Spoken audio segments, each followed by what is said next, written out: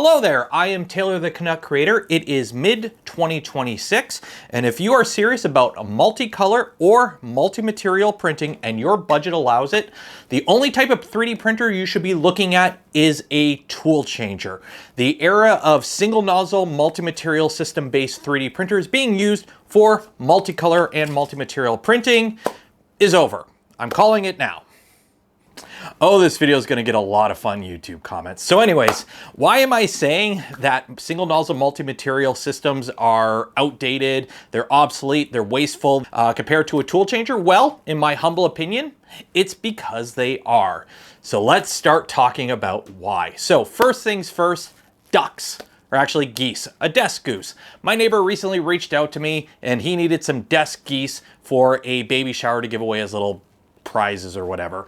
And I printed them on the printer we're going to be using as our demonstration printer today, the FlashForge Creator 5. FlashForge reached out to me a couple weeks ago. They wanted me to test and evaluate this machine. Don't consider this video a review of the printer itself, although I'll be featuring it and showing off some prints done on the printer. But this printer is going to represent our ISO 9001 standardized tool changer 3D printer. Is there anything on this printer that stands out compared to any other tool changer on the market? Not really, but it has all the features a tool changer you would expect to have. So it makes a very good example for today's video. Printing those desk geese for my neighbor, he needed a dozen of them, shows the first reason why you want to go with a tool changer over a single nozzle multi-material based setup. Henceforth, I'll just refer to them as single nozzle setups. And that is time and wastage. Time, changing a tool, changing from one tool to another. Tool changer, 5-10 seconds, if that. On a single nozzle based setup though, you have to essentially automate the act of pausing the print, retracting the filament, feeding new filament in, purging out the old filament, and then resuming the print. Now you can do that manually, but single nozzle setups use a MMS system to automate this. On a Bamboo machine, it's the AMS. On a Prusa, it's the MMU3. There's open source versions like the Big Tree Tech VVD, DIY versions like the Box Turtle, etc. There's several different ways of doing this. But those systems, they take like 30 to 40 seconds. Some of them are a little bit faster. Some of them are a little bit slower. On bigger machines with longer Bowden tubes, the time tends to be a little bit longer than on smaller machines just because of travel distance. But they are wasteful in time. So when you're comparing 5 to 10 seconds per tool change and 30 to 40 seconds per color change, at first that doesn't seem like a big delta there. But when you're doing that several times per layer times several hundred to thousand layers, that time, it adds up. And that also leads into cost, because guess what? The entire time your printer isn't printing because it's loading and unloading filament, your bed's staying warm, your fans are staying on, the camera is on, the Wi-Fi is on, you're using power, and you're not being productive. As somebody who comes from a machinist mold maker background, if the machine ain't running, it ain't making money. Downtime isn't optimal. And then also you have the issue of waste. So I have two towers in my hand here. This is a purge tower. This is a prime tower. What is the difference? Well, on the surface, they look very similar. So what a purge tower is with a single nozzle based setup, when you cut the filament before you retract it, because this helps optimize it and ensure that when it goes to reload the filament, you don't have any stringy bits on the end, so less chance of it jamming and failing. You cut the filament, you retract it out, you feed in the new filament. When you cut that filament, you have to purge out that slug of remainder filament that's left in the hot end with the new filament. So you purge out old filament, then you purge out mixed filament, and then you finally purge out enough that your new filament is running clean and ready to go. And depending on what color you're changing from and to, sometimes you don't need to do a lot of purge, like if you are going from white to black, but if you're going from black to white, you have to purge a lot, because what can end up happening is you can have bleed through on your print where a dark color will bleed into the lighter colors if you didn't purge enough.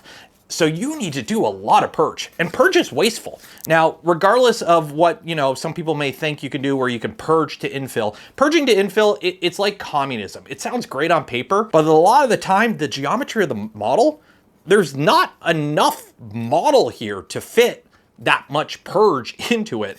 And regardless if the purge is in the print or outside of the print, it's still wasted material that didn't need to be printed to make the object in the first place. It's waste. Now with single nozzle setups, you have a prime tower. So what is a prime tower? Well, when you dock your tool, there is always a chance that a little bit of filament can dribble out of the hot end while it's docked.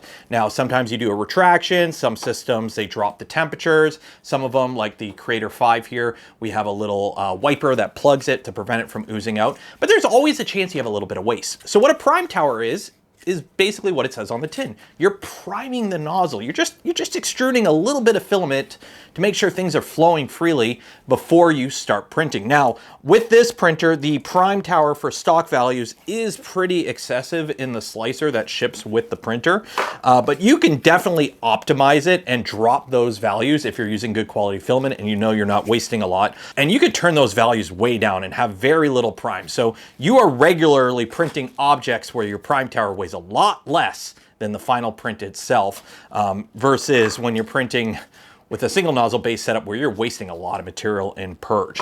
Now, even then, you can even remove the prime tower completely if you know what you're doing. If your settings are tuned right, you know what you're doing with the filament, and if the object allows it, you could do a trick like when I printed the Gundam here.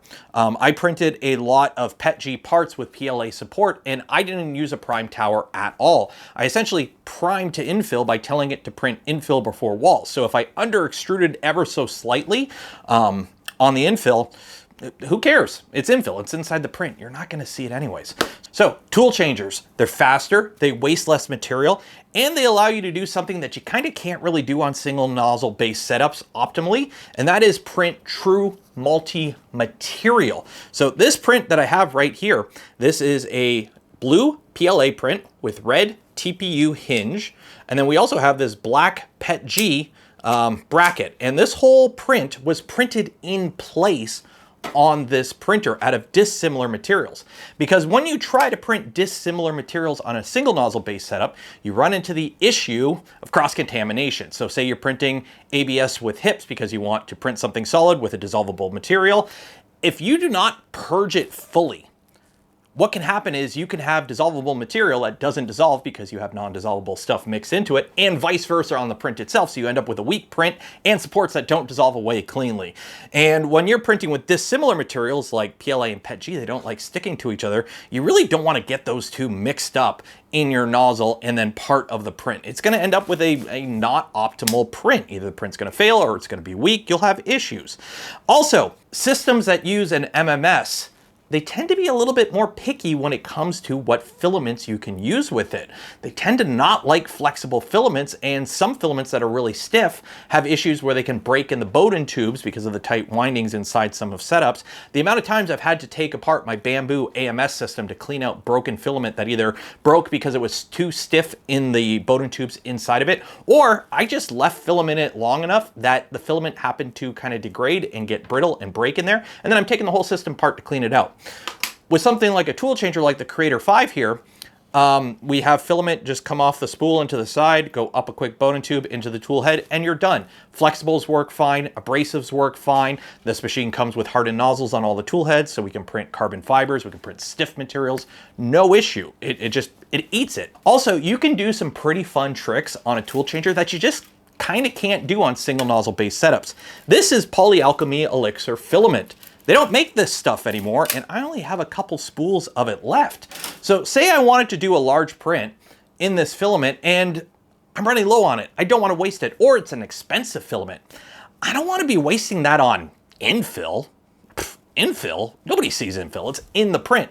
Well, with a tool changer, because if you're good at dialing your settings, you have no priming, and if you do need to prime, it's a very little amount, you could do tricks such as using a cheaper filament for your infill, because you're not going to see it. Now, of course, you got to pay attention to bleed through and all that.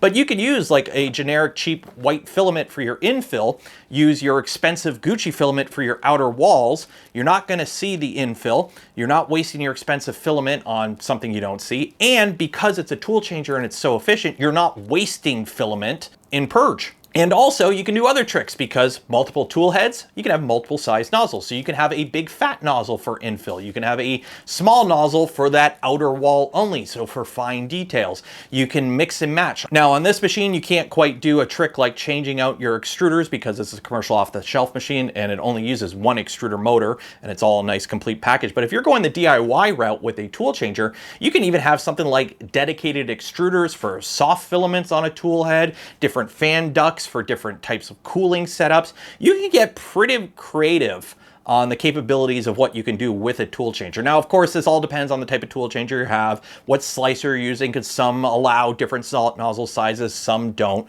But tool changers are just more optimal for experimenting and being able to pull off cool tricks than single nozzle based setups. Now, it's not all sunshine and rainbows, or in this case, fun colored, multicolored flexi octopuses. There are downsides to tool changer printers. And the first one is price. As of right now, I do believe the Creator 5, and again, let me know if I'm wrong in the comments below. I believe the cheapest commercial off-the-shelf option at MSRP for a tool changer right now, around $800 US. You can get single nozzle, multi-material system based options much cheaper than that. The Bamboo A1 Mini with a AMS light is relatively cheap. You can get the Centauri Carbon with its MMS option, also cheap. There are under $500 options if you want to go that route. Also, they are more complicated machines with more quirks. So more complicated, we have 4 separate tool heads here. That's 4 hot ends that can jam. That is 4 extruders that can fail. That is 4 thermistors that can go wonky. Every time you dock and undock a tool, so far this machine has been 100% reliable in my testing with all the prints I have done, and I've done quite a few types of prints on this machine so far. I've got a few hundred hours already with thousands of tool change and no issues so far. But there is always the chance that a tool can get knocked loose, especially if your prints start warping, if your prints fail. Stuff can go wrong way easier on a tool changer and in more ways on a tool changer. Also, because of the way they're designed, and we've all kind of seen that the industry has moved towards umbilicals for the tool heads.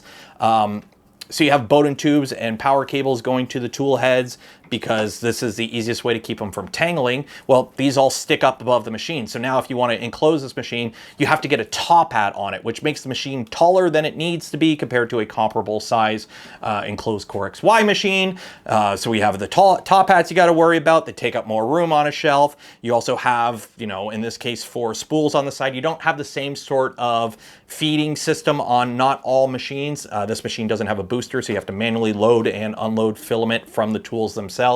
A lot of MMS systems do that automatically, but you still have the tricks too where you can just keep a bunch of filaments loaded on it. So if you don't want to come out to the garage to change filaments on your machine, you're just lazy and you want to keep a bunch of commonly used ones loaded, you can use those tricks as well. Those apply to both MMS systems and tool changers. So in pretty much every single way, other than cost and complexity, tool changers win in every regard. Now, this isn't a complete blanket statement. As of right now, there are really no large format options for tool changers that are also relatively inexpensive. Looking at you, Prusa XL5 tool, you're a great machine and you're big, but oh my God, you are expensive. You're not seeing currently sub $1,000 tool changers with, you know, 350 millimeters of print volume. Most of them seem to be around the 250 to 300 millimeters of print volume.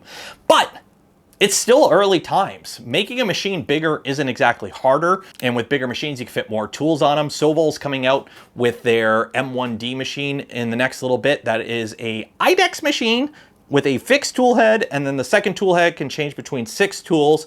So it's like a 6+1 larger format enclosed tool changer. That'll be cool to see when it comes out on the market. And then also, it's just hitting the market now, the Bondtech Index system.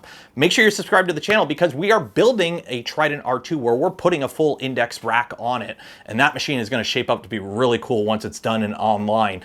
So make sure you're subscribed so you don't miss out on that build series. But those types of machines, those will be cool because Index, I really love because it's a system and you can put it kind of on any printer that you can put it on. So if you're running a machine where you can modify the firmware and you feel comfortable changing out a tool head and modifying the machine itself, you can add a tool changer to an existing machine. I've already seen some people are working on adding them to the Sovol SV08 line of printers. And then on the open source side of things, for example, the Trident R2 is compatible with Index, and you're probably gonna see a lot of other open source machines, either add compatibility with the index system, or people are just going to mod support in for it.